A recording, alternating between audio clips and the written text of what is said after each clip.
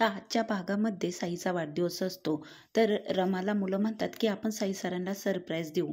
तर साईच्या रूममध्ये सगळे मुलं चेहऱ्यावर भुताचा टोप लावून जातात आणि त्यांना घाबरवतात. रमा ही पाठीमागे जाते आणि रात्री 12 वाजता साईला विश करतात. तेव्हा साईच्या मागील 5 वर्षामध्ये रमा पहिल्यांदाच साईला विश केलेलं असतं. रमाने साईला हॅपी बर्थडे म्हणून विश केलेलं असतं आणि साईला खूप आनंद झालेला असतो. तर रमा म्हणते पटकन आवरून बाहेर या आणि मग साईचा बर्थडे सेलिब्रेशन होणार असतो. इकडे इरावती अक्षयला सांगत असते की तुला लाईफ पार्टनरची गरज आहे, तुझ्या लेकीला आईची गरज आहे आणि आईच एका मुलीला समजून घेऊ शकते. पण इकडे अक्षय पार्टनरला तयार नसतो. तेव्हा अक्षय म्हणतो माझ्या आयुष्यामध्ये एकच पार्टनर आहे, ती म्हणजे माझी मुलगी आणि मग मी आता ही दुसरी जागा कुणाला देऊ शकत नाही.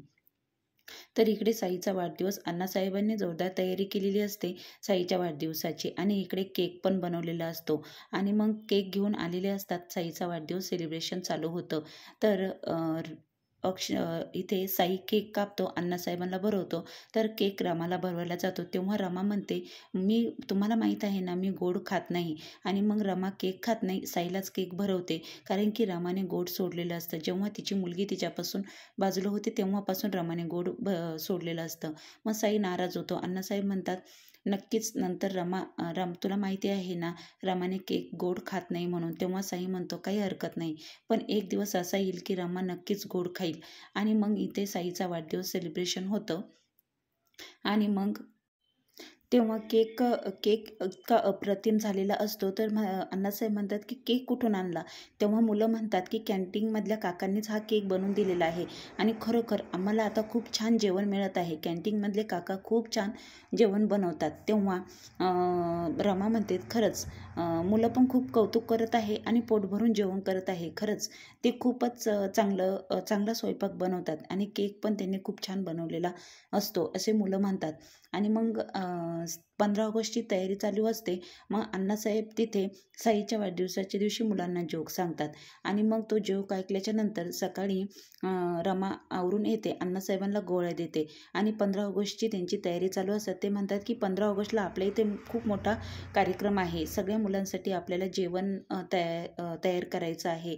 तर स्टाफमधला मेंबर म्हणत असतो की तर ते अप्रतिम कॅन्टीनमधले जे आहे आलेले काय नाव त्यांचं देवधर आडनाव आहे त्यांचं. तर मग त्यांना आपण कॉन्ट्रॅक्ट देऊया.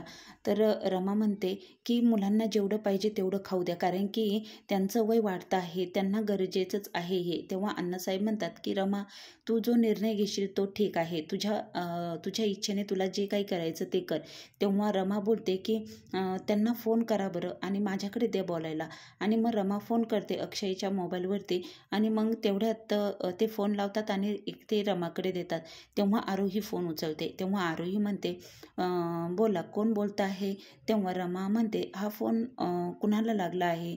तेव्हा आरोही म्हणते तुम्ही फोन केला आहे ना, तुम्ही बोला ना, तुम्ही कोण आहात. तेव्हा रमा बोलते की रॉंग नंबर लागला आहे का.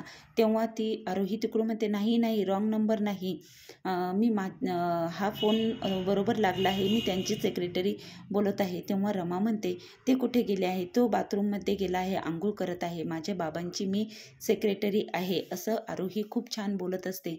तेव्हा रमा इकडून म्हणते या छोट्या सेक्रेटरीचं वय काय आहे. तेव्हा ती सांगते की 7 वर्षाची आहे.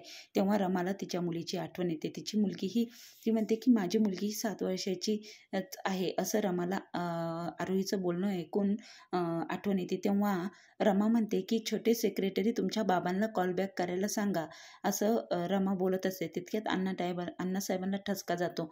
तेव्हा अण्णासाहेबांना रमा म्हणते की तुम्ही स्वतःची काळजी घ्या. आणि मग तेव्हा अण्णा म्हणतात की अगं काही नाही झालं, आता मी जेव्हाच निवांत होईन तेव्हा तुझं साईबरोबर लग्न होईल असं रमाला अण्णासाहेब बोलतात. तिकडे आरोहीचा फोन चालू असतो पण रमा इकडे अण्णासाहेबांना गोळ्या देत असते, ती विसरून जाते आणि मग तिकडे आरोही पळत जाते तिच्या बाबाला बोलवायला. तेव्हा म्हणते की बाबा इथे आर.के. मॅडमचा फोन आला होता. आणि मग बाबा म्हणतात आर.के. मॅडमचा स्वतः फोन आला होता. आणि मग अक्षय तिची धांदळ उठते आणि म्हणते की तू काय सांगितलं. तेव्हा आरोही म्हणते मी सांगितलं की मी माझ्या बाबाची छोटी सेक्रेटरी बोलत आहे. अगं बाई तू असं काय सांगितलं माझी आई, असं अक्षय आरोहीला बोलतो. तेव्हा त्यांनी तुला कॉलबॅक करायला सांगितलं आहे असं आणि मग अक्षय त्या मोबाईलवर कॉलबॅक करतो आणि मग ते स्टाफमधले मेंबर फोन उचलतात. तेव्हा ते म्हणतात की तुम्हाला आर के मॅडमने स्वतः फोन केला होता. तेव्हा अक्षय म्हणतो आता काय चूक झाली असेल काय माहिती. पण मग तो सांगतो की तुम्हाला 15 ऑगस्टचं कॉन्ट्रॅक्ट देण्यात येणार आहे. स्वतः आर के मॅडम तुम्हाला ते कॉन्ट्रॅक्ट देणार आहे आणि तुम्हाला त्याचे वेगळे पैसेही देण्यात येईल. पण काही चूक नाही झाली पाहिजे. हा कार्यक्रम खूप मोठा आहे आणि इथे खूप काही कार्यक्रम होणार आहे. तेव्हा तुम्ही तुमच्या 4 मुलांना इथे घेऊन या, असंही ते स्टाफमधले मेंबर सांगत असतात. तेव्हा अक्षय म्हणतो हो चालेल ना, माझ्याकडून कोणतीही चूक होणार नाही, मी व्यवस्थित काम करेन. तेव्हा आता 15 ऑगस्टची तिथे तयारी असते. खूप मोठं इव्हेंट असतं, त्यामध्ये कार्यक्रम असतो. आता त्या इव्हेंटमध्ये खरंच आरोही तिच्या आईला मिळू शकेल का? आरोहीची आणि रमाची भेट होईल का? अक्षय रमाची भेट होईल का? तर पुढील भागामध्ये खूप मोठा ट्विस्ट आहे आणि पुढील भाग बघण्यासारखा आहे. त्यामुळे पुढील भाग बघायला विसरू नका. चॅनलला लाईक आणि सबस्क्राईब नक्की करा.